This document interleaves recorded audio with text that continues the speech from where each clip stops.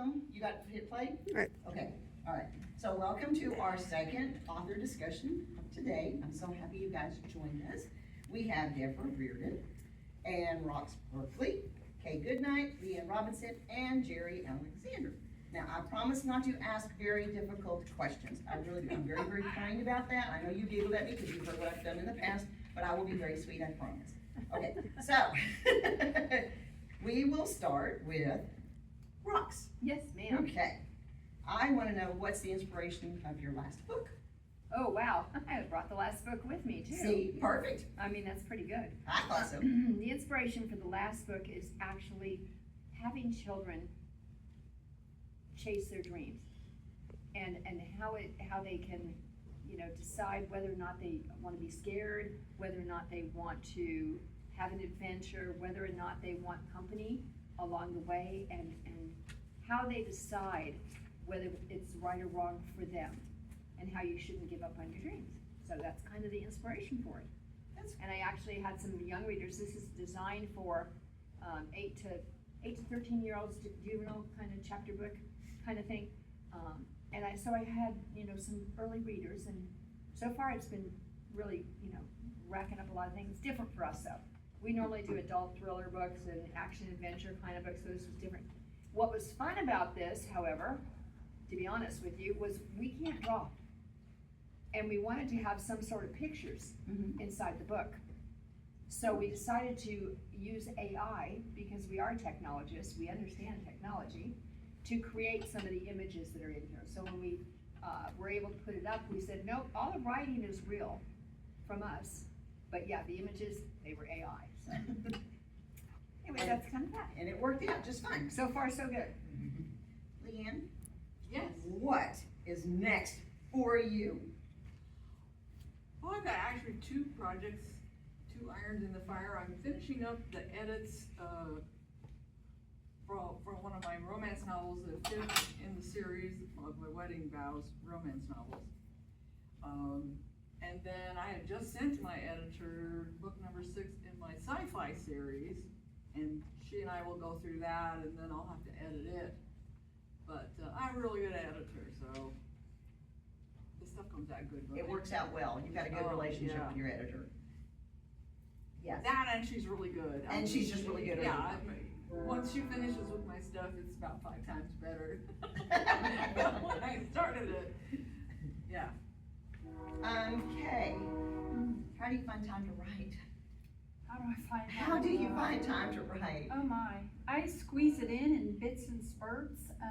Something I've done lately, and LeAnn's a part of the group too, is we have a Zoom group where we just, everybody's pictures on the screen and we're just all writing. We don't talk, but you know that there's other people there. And because that is online at certain times, it helps me to set aside a block of time and say, this is my writing time, because this is when my people are online, and that's when we can do this as a community and write, because writing is such a solitary activity. So I write a couple of times during the day and try to write nights, and then I write on weekends.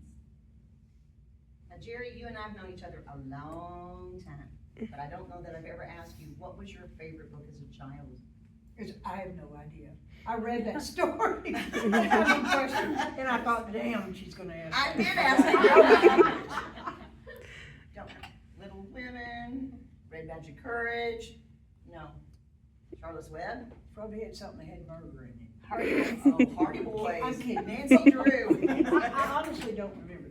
The only book that's really vivid is, and I was probably 20 when I read it, was Give Us This Day.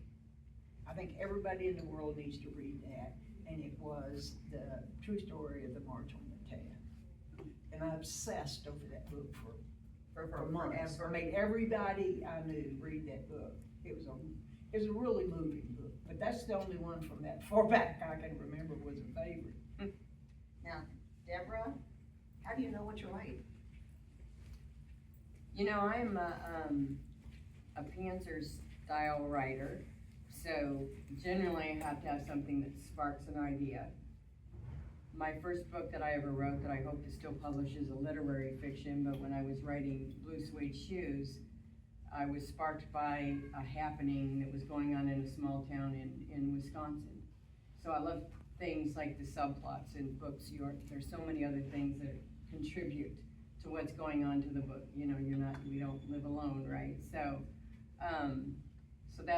I get, something is happening. I was at a moment in my life where I thought, I don't know if I'm gonna write anything else.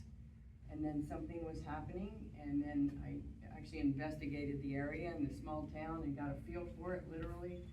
And so with that spark, then the character just appeared to me. Because otherwise I can't write anything. I don't make things up very well, so. Does anybody want to share what age you were when you started writing? Did you start writing as a child or wait until you get older?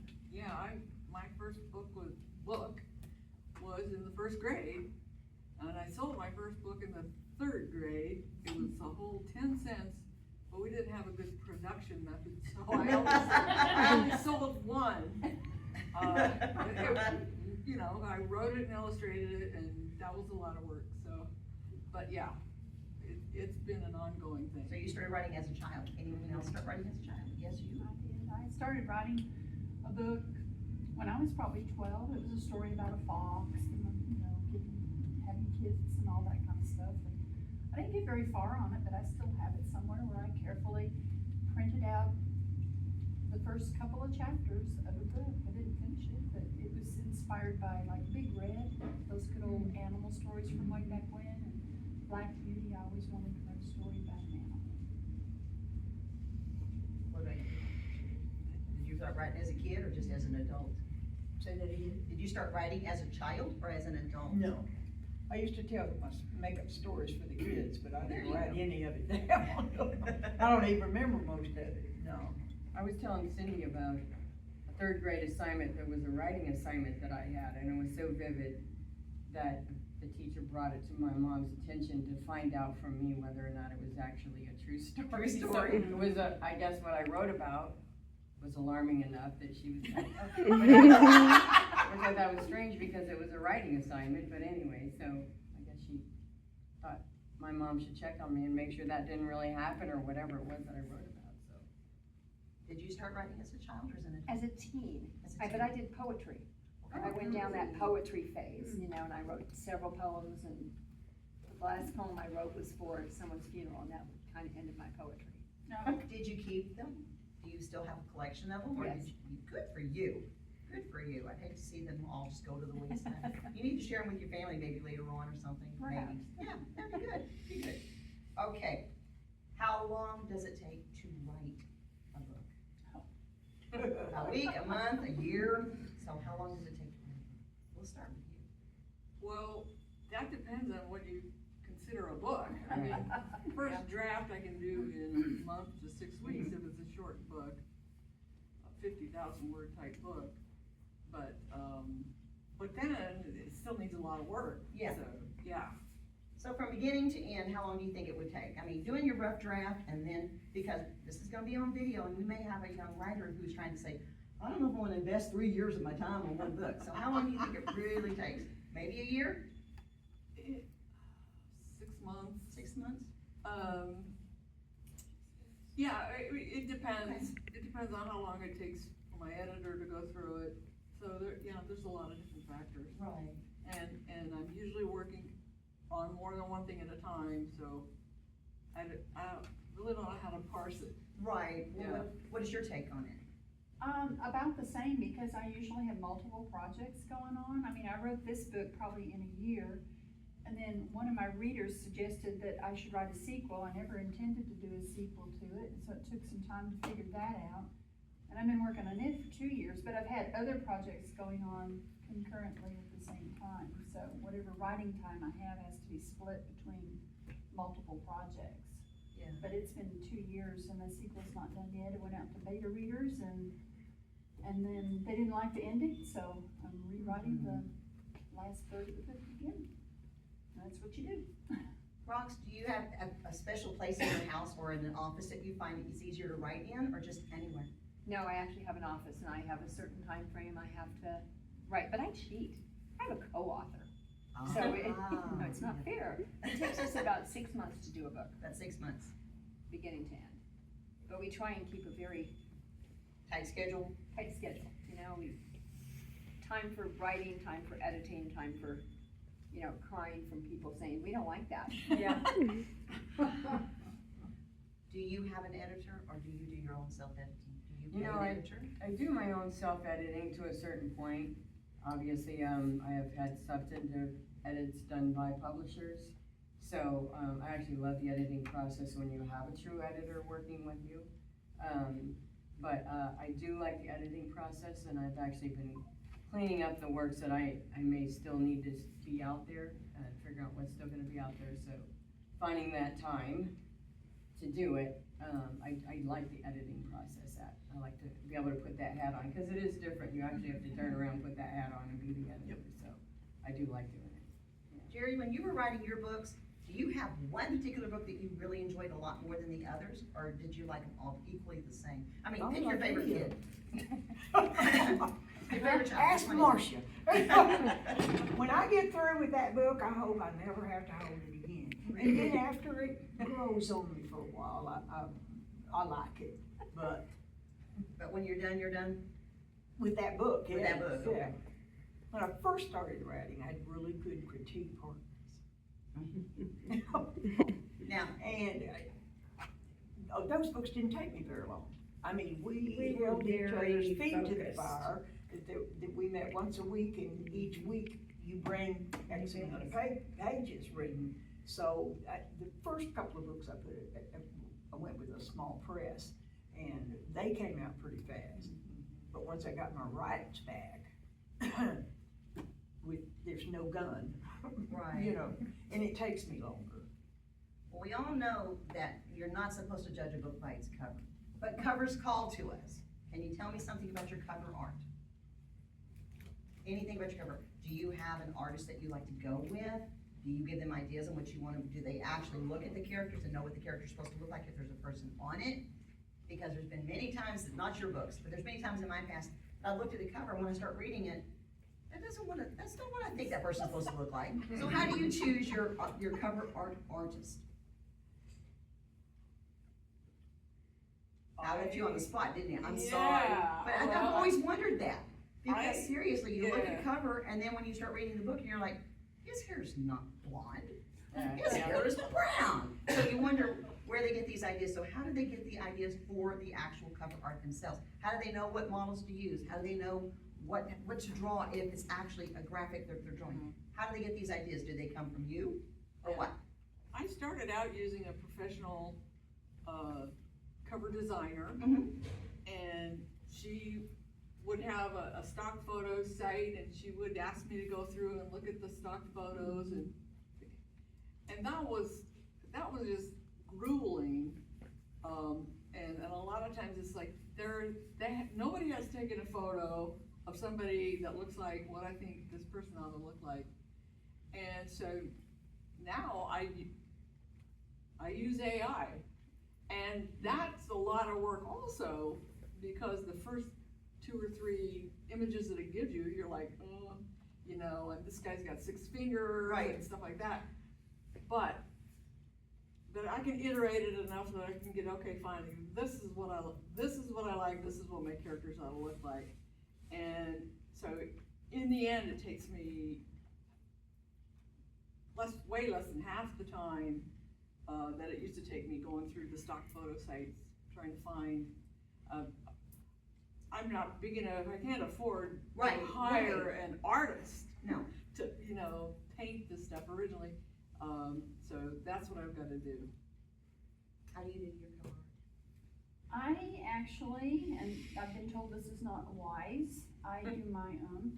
Okay. Because I have an art background, I've done oil painting, watercolor, and other mediums and stuff, and so I just pull up a lot of stock photos as reference. I mean, I brought this accidentally, I mean, that is a compilation of a baby in a high chair, Okay. plus these really angry cats that are actually white. I mean, they just look angry all the time, and I kind of put it together, and I just use that and model after that, and I do my own cover art. And most of the time it turns out okay. Yeah. And I have fun with it. I enjoy that part of the process as much as the writing process too, so it just takes more time, cause I'm not a real professional, but it's my book, and I don't think anybody else would put as much care into it as I would, because I want it just so. I think it's real cute, thank you. Fox, how do you do yours? So we actually do have a person that does, graphic art, but we collaborate. And so we get on Zoom meetings and we talk about what we want, and then we go through and, she comes up, she typically does 3 choices. Here's A, B, and C from what I heard you say, and so then we can build on it from there. So, yeah. We've only had one that we had to go all the way back to the beginning. For some reason, it just didn't, the final product was good, but then it didn't work. Mentally, it just didn't work, so we had to start all over again. And she was willing to do it, she's wonderful. So how do you choose yours? The publisher had a design group, and they had to read enough of it and the synopsis to know the story. And then they interviewed me, so I had to go through this process of them talking to me, and then they kind of put some stuff out, and then we collaborated on it, like, which one speaks to what I think is in the story. So I had some say in it, but it wasn't like sky's the limit, you know what I mean? When you have people like that, you don't get a lot of time, and it's pretty brief, but yeah, so I had some help with people that design for books. So whether or not that's good or not doesn't mean anything, it's just what I went through, so, yeah. I like collaborating, so Well, yeah. that was fun. Well, speaking of collaborating, I spoke about it earlier today with the first group, that not all of you are in the same writing group, I'm sure. But when you notice on the email I send out to you, you have all their emails too. So reach out to each other. I mean, you're in this together. So I think that's really cool. Jerry, do you want to tell us about what research you did on some of your books? Oh, come on, I've heard some of this before. I know think what you're you're ready. asking about. Yeah, you did. The second book, Yeah. in my first series, for some unknown reason, I set it in Colombia, in the jungle. I bet I don't throw anything away. I bet I have 80, 85 pages of research on that bloody jungle. Because everything I wanted to do, even their trees wouldn't grow the way I wanted them to, So that one was interesting. I learned that there's a butterfly over there that can kill you. There's a spider that doesn't kill you, but it raises up and does this with its little things, all kinds of weird stuff. And that probably took me longer than writing the whole book. Was that one of your most enjoyable book though, because you got to learn all that Yeah, good stuff? probably. It was a cold day in hell. Yeah. That was the name of it. But yeah, that one was okay. My I know you favorite's all a have- green-eyed doll. Oh, yes, yes. Absolutely. Now, I know you all have the printed books, or y'all all on Amazon as well for people who want to order like Kindle. Yes. Yeah, very good, very good. Okay, I'm gonna open it up now at this point to any questions and answers from the audience. So anybody got any questions for them? I wanna know if you go down the rabbit hole when you're doing your research, do you start out and then just go way off to what you think you're looking for and get a Absolutely. different Yes. idea? Absolutely. Big time. Big time. Something is so interesting, you just gotta find out what is it, yeah. Yeah, it takes, sometimes you have one line, just 2 lines, 3 lines, and you gotta do research about the one thing that's in there. Just something innocuous, but you gotta understand what it is, maybe it's critical to the story. Yeah. Next thing you know, you're like, in the next day going, I haven't fixed this one paragraph, and I'm supposed to be almost done with the editing of the whole thing, but yeah, lots of rabbit holes. So, But fun rabbit holes. fun rabbit holes, yeah, Oh, yes, that's, Fun- yeah. And sometimes, I pick up little tidbits and things that you can use to add into your story. Well, no, That that's a you good wouldn't have point. thought, That's that where you get wouldn't have caught. thought of before if you didn't go down the rabbit hole. Yeah, you So get caught, yeah. you gotta cut it off at some point in time, because you do have to get back to writing, but a lot of times the details that you can pick up in your rabbit hole, add depth to your story. And does it give you an idea for another book?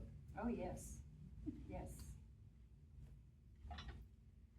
Are any of y'all into writing the books that just kind of cliffhanger? They just came in, No. that you have to buy the next book? No. No. I don't even buy them. Oh, thank you, Don't thank like you. cliffhangers. No, I don't either, but Wrap it up. no judgment here, but Yeah, I remember reading a book that a friend had recommended to me, it was like this thick, I got to the end, and it wasn't completely a cliffhanger, but it just left so many things unresolved. And so I complained to him about it. He said, well, that's so you'll pick up the next book. And I said, no, I won't. After all of that, I wanted to have a feeling of satisfaction, you know, and then I'll read the next book, because I know I'm gonna be satisfied at the end of that one too.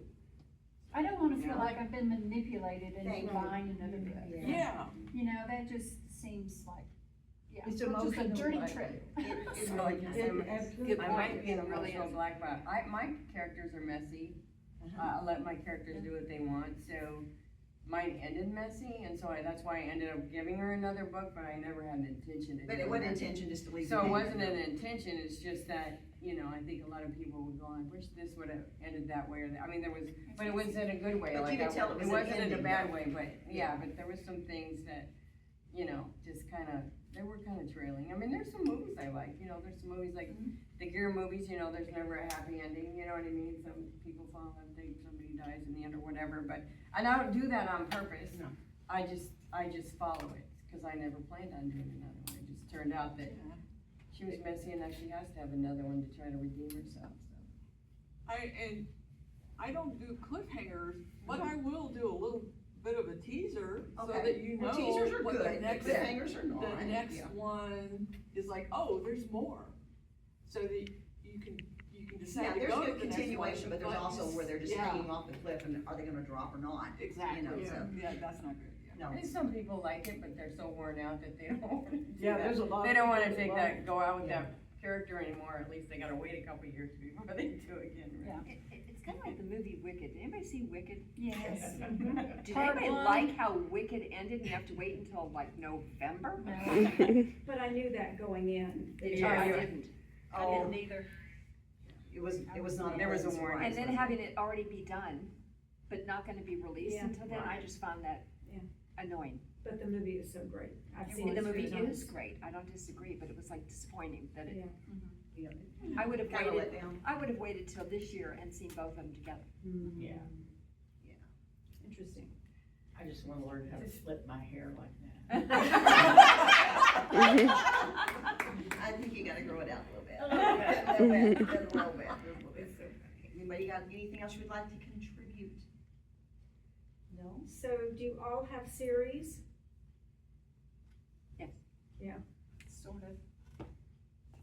Cause the series, following up on your question about the cliffhanger, series almost always, there's some hint at the end Yeah. of what is gonna come, but it's not a Not, cliffhanger. not at all. Yeah, an so I have cliffhanger, yeah. interconnected characters. Characters, right. I Yeah. mean, there's like Right. 7 or 8 of them in this organization, and Right. one character is the. I think you can appreciate, readers can appreciate a lead in. Mhm. I think maybe just the drop off is not so much, but I think the lead in is a really good tie into other books that follow. Because they're already introduced to some of the characters, they know what to look for, you know? Yeah. So that, I think that is a really cool thing. Anybody write any nonfiction stuff at all? Or is it all fiction? You do? I have a couple of nonfiction for other writers. One is about how to practice, and then another one is about world building, so that's mostly for sci-fi authors who wanna create, you know, alien worlds. So it's a pretty niche market. Yeah. Yeah. What nonfiction do you write? I have written some articles for children on nonfiction. I also have, I don't know if you can call it nonfiction, Adventures in Mathopolis series. They're out of print, but from some time ago, that was math and superheroes, teaching kids math. So the Who's Superhero story went through the whole book, but it also taught kids how to do math within that context of superheroes. I also do craft books, cross stitch. So, I mean, that's nonfiction. It is. I do lots of stuff. A little bit of this, I get bored. Now, is there anything that you guys would like to, since it is on video, would like to give any advice to new writers out there? Any kind of advice at all? Something to look for, something to encourage? Practice. And don't give up. It's okay to write messy. A first draft, you know, can be just a mess, and just let it flow and have a good time with it, and don't worry about the perfectness of it until later on. Just write messy and have fun.